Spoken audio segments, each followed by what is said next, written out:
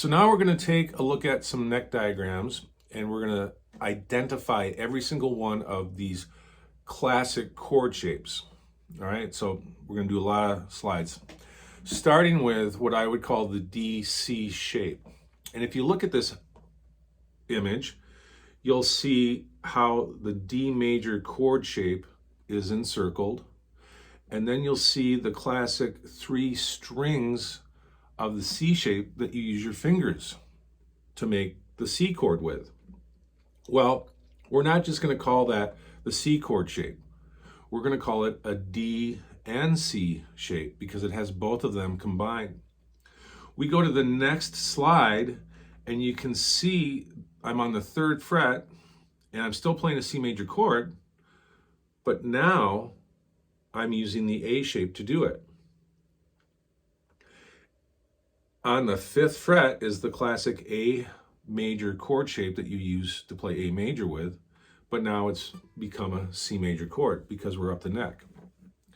Going to the next slide, you'll see that I've retained the A major chord shape on the 5th fret, but now I've brought in the G major chord shape on the 7th and 8th fret. Those are the classic, standard, traditional 3 strings that you use to produce a G chord. Okay, just a side note. Can I play a G chord another way? Yeah, I can play it multiple ways. The 2 most traditional ways of learning how to play a G chord are with your pinky, 2nd, and 3rd, or you could do it with your 1st, 2nd, and 3rd. But you're always, when you use that shape, you have an open B string. The other classic way to play a G major chord shape is with 2 fingers on the 2nd fret of the 1st and 2nd string, because you're playing a G and a D, and then you're back to using your 1st and 2nd on the lower string. So now you're using all 4 fingers to play the G shape. The reason I bring that up is because you're going to look at these chord shapes that we're looking at and go, well, I play that differently. You might play it differently. I'm talking about the most basic traditional chord shapes that people get exposed to.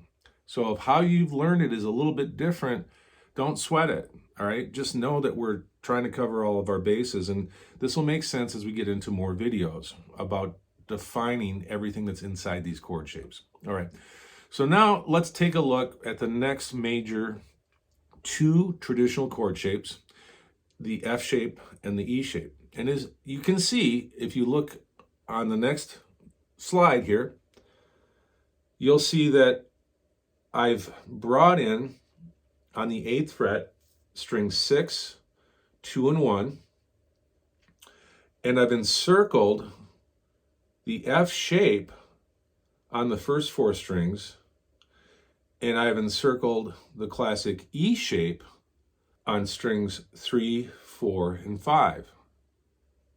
Now, when you play an E chord, are you playing all these strings, all 6 strings? Yeah, sure you are. Aren't you including the F shape when you do that? You may not see it initially, because if you look at a traditional chord shape, here we are. Let's just go back and take a look at this E major shape. See those strings, 6th string, 2nd, and 1st string, they're not highlighted like the last image that we just saw. Let's pull that image up again. See what a difference it makes to see everything darkened like that? It really does make an impact. Now let's take a look at the D major chord shape as a C major chord, and we'll be on the 10th fret of the 5th and 4th strings, and then we're back to the 12th fret, and again, that is the classic D major chord shape. Moving on, we're now starting to repeat what we did back in 1st position with the open strings, but now we have the 12th fret on the 1st and 3rd string, and then we're throwing out that C major shape again, and we're combining both of them together. So we want to kind of look at that as the D and C shape, or C and D shape, however you wanted to say it. Now we're moving on. So now what we're doing is we're just completing the rest of the C major chord up the neck. And if you look at this image, I have a C major chord using the classic A shape, and I'm on the 15th and 17th fret.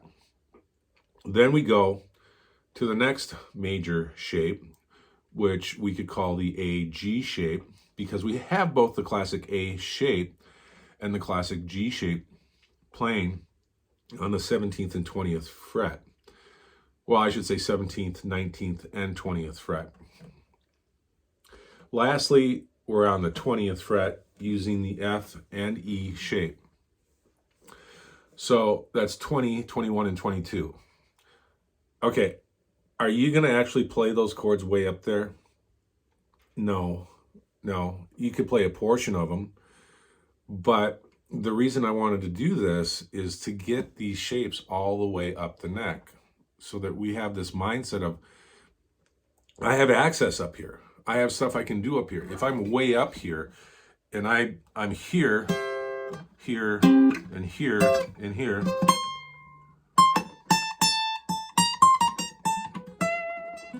I'm up here.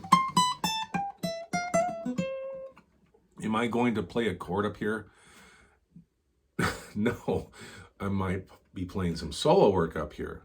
But if I can see a chord shape up here and see things wrapped around it, my vision of the neck starts to increase versus being limited to, hey, I just learned a scale and I'm stuck up here thinking about this pattern, which I really don't know much about other than I know the pattern.